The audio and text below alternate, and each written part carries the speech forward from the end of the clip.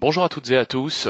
XTB France informe les participants que la présentation à venir et les informations qui vont être dispensées ne constituent pas en aucune manière une sollicitation ou incitation à acheter ou vendre des produits financiers. Nous commençons tout de suite avec le calendrier économique de ce lundi 26 novembre 2018 et vous le voyez à l'écran, très peu de statistiques attireront notre attention ce jour à la bourse évidemment. Donc on s'intéressera quand même au discours de Mario Draghi qui s'exprimera devant le Parlement européen, devant la Commission économique et monétaire d'ailleurs du Parlement européen. On aura aussi le discours de Peter Pratt qui s'exprime au moment où je vous parle d'ailleurs, à l'occasion d'une conférence sur l'économie à Francfort. Donc évidemment, ces discours de Benoît Curé et de Mario Draghi d'ailleurs devant le Parlement européen attireront notre attention, bien que nous n'en attendions pas grand-chose pour tout vous dire. On a vu aussi cette nuit la publication des PMI manufacturiers au Japon et évidemment l'archipel n'échappe pas à la tendance puisque la valeur publiée est clairement inférieure à la valeur anticipée et même inférieure à la valeur précédente. Cela n'a pas empêché le Nikkei 225 de terminer en hausse de 0,76% de mémoire. Donc évidemment, tout ça est quand même relativement positif, bien que l'activité manufacturière, elle, se contracte de manière tout à fait significative à travers le monde.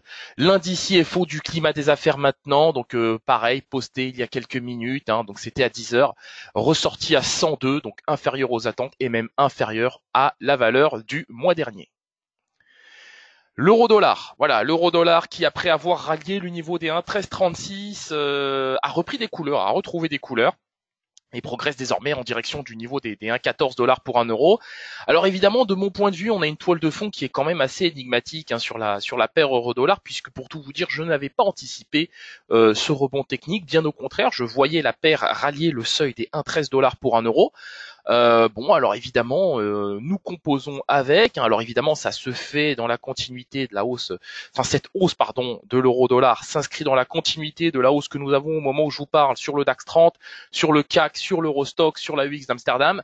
La toile de fond est relativement haussière. On est porté par les moyennes mobiles à 25 et 100 périodes. Donc dans ce contexte, j'ai un biais acheteur en direction du niveau des 1,14 $ pour un euro. On continue avec le DAX 30 qui, je le disais à l'instant, a ouvert en territoire positif. Alors au moment où je vous parle, l'indice évolue en hausse de 1,2%. 11 326 points. Ce qui m'ennuie, c'est ce gap haussier, évidemment. Il se pourrait bien qu'on assiste à une contraction de cet indice à court terme, ou plutôt d'ici demain. Parce que évidemment les gaps c'est jamais quelque chose ce n'est jamais quelque chose de tout à fait sain. Il se pourrait bien qu'on assiste à une petite contraction de cet indice, d'autant que cette semaine on aura, comme je le disais la semaine dernière déjà, la rencontre du président Donald Trump avec le président chinois Xi Jinping qui prévoit de se rencontrer en marge du G20. Par ailleurs à cela, on aura cette semaine, donc mercredi, le discours de Jérôme Powell devant les New York Economic Club devant l'Economic Club de New York. On aura aussi le vice-président de la Réserve fédérale, donc Richard Clarida, qui s'exprimera aussi à New York demain. Donc voilà, pas mal d'éléments attendus, d'autant que cette semaine on aura aussi les minutes de la Réserve fédérale. Donc beaucoup d'éléments à attendre sur le plan macroéconomique, et il se pourrait bien qu'à cette occasion justement ça fait pas mal de vecteurs qui fait qu'on pourrait clairement combler ce gap haussier formé ce matin à l'ouverture des cotations. Maintenant, dans le cas contraire, en cas de non comblement de ce gap eh bien effectivement je conserverai un biais acheteur sur le DAX 30 en direction évidemment du niveau des 11 415, puisque c'est véritablement la prochaine résistance matérialisée sur ce graphique. On continue avec les cours du métal jaune, et donc l'or qui lui se porte assez bien, donc qui a retrouvé des couleurs dans le sillage de la paire euro-dollar.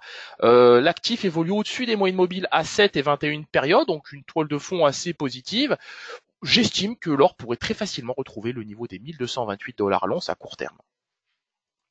Du côté du pétrole, alors il y a évidemment beaucoup de choses à dire sur cet actif. Si je résume rapidement la situation, on a une offre qui est très clairement excédentaire. Pas de signe pour l'instant de l'OPEP, hein, donc l'OPEP n'est pas encore clair sur ses intentions. Je pense qu'elle réserve évidemment sa décision pour le 6 décembre prochain, et c'est à cette occasion qu'on en saura plus sur la production des pays exportateurs de pétrole, de l'organisation exportateur des pays exportateurs de pétrole. Vendredi, on a assisté effectivement à un mouvement spéculatif de grande ampleur évidemment sur le WTI. Les hedge funds spécialisés dans le pétrole sont sortis sur le niveau des 50 parce que ça faisait des pertes tout à fait significatives. On a un rebond technique pour l'instant qui se matérialise au travers du support à 50, 50,5, 51 au mieux. À court terme, évidemment, c'est très compliqué d'avoir un biais acheteur sur cet actif tant la toile de fond est incertaine. Je n'ai pas de biais sur le contrat WTI, j'attendrai clairement la publication des premières estimations de stock de pétrole cette semaine pour me prononcer sur cet actif. L'indice maintenant, S&P 500, qui lui retrouve des couleurs. Alors effectivement, vous le savez, hein, on a aujourd'hui, après le Black Friday, c'est le Cyber Monday. Donc évidemment, les valeurs de la distribution seront dans la ligne de mire des opérateurs. L'indice S&P 500, pour l'instant, le futur S&P 500 retrouve des couleurs, évolue au-dessus du niveau des 2655. C'est d'ailleurs le niveau que nous avions vendredi en objectif sur cet indice. Donc évidemment, pour l'heure, c'est assez positif techniquement puisque les prix sont soutenus par la moyenne mobile à 21 périodes. Maintenant, évidemment, il y a beaucoup d'attentes autour des minutes de la Réserve fédérale qui seront publiées cette semaine, le discours de Jérôme Powell de mercredi, le discours aussi du vice-président de la Réserve fédérale, donc comme je disais en introduction, Richard Clarida, qui s'exprimera à New York demain. Donc ce sera à l'occasion d'un forum sur l'économie, hein, donc au New York Economic Club. Évidemment, donc beaucoup d'attentes autour de ces différents événements. Je ne reviens pas évidemment sur cette rencontre prévue entre Donald Trump et le président Xi Jinping, hein, donc qui cristallise évidemment les attentes des investisseurs. Pour l'heure, en tout cas, dans la mesure où la toile de fond est haussière sur l'indice S&P 500, j'ai un biais acheteur en direction du niveau des 2670 points.